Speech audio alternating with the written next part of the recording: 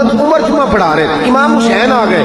حضرت عمر فاروق بڑے جرری آدمی ہیں. حضرت عمر فاروق تو جا کے حضرت اسود کو کہنے لگ گئے کہ میاں میں کوئی لکیر کا فقیر نہیں کہ تیرے بوسے لیتا پھروں، میں نے کبھی تجھے پلٹ کے دیکھنا بھی نہیں تھا، میں تو تیرے اس لیے بوسے لیتا ہوں کہ تجھے میرے نبی کے لب لگ گئے ہیں. امام حسین آئے سیدھے حضرت عمر کے پاس.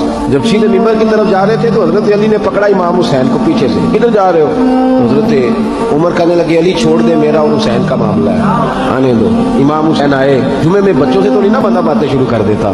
تو حضرت امام حسین کہنے لگے حضرت عمر سے نیچے اترو، یہ میرے نانا کا ممبر ہے. حضرت علی نے پھر پکڑا، یہ کیا کہہ رہے ہو؟ حضرت عمر کہنے لگے علی وہ آپ سے بات نہیں نہ کر رہا، میرے ساتھ کر رہا ہے نا، کرنے دو. یہ صرف آپ سبحان اللہ اور ماشاء اللہ الحمدللہ آپ پکار کر چپ نہ کر جایا کریں، مسئلے کی نزاکت کو سمجھیں. بالکل امت سے یہ چیز ختم ہوتی جا رہی ہے.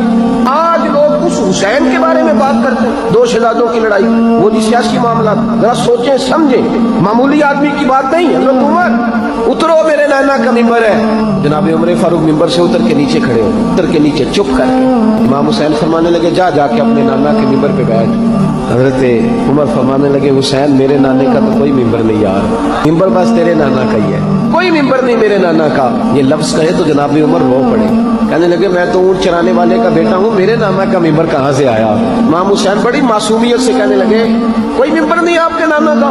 تب کوئی نہیں. کہنے لگے چلو ٹھیک ہے پھر میرے نانا کے ممبر پہ بیٹھ جاؤ. عمر فاروق دوبارہ آئے ممبر پہ اور ممبر پر بیٹھ کر فرمانے لگے لوگوں سنو، میں اپنی مرضی سے ممبر پہ نہیں آیا تھا، مجھے ابو بکر نے بٹھایا تھا، پھر مجھے حسین نے اتارا، اب دوبارہ حسین نے مجھے بٹھایا ہے. کسی میں جرت ہے تو مجھے اتار کے دکھائے، ہے کسی میں طاقت تو اتارے عمر کو.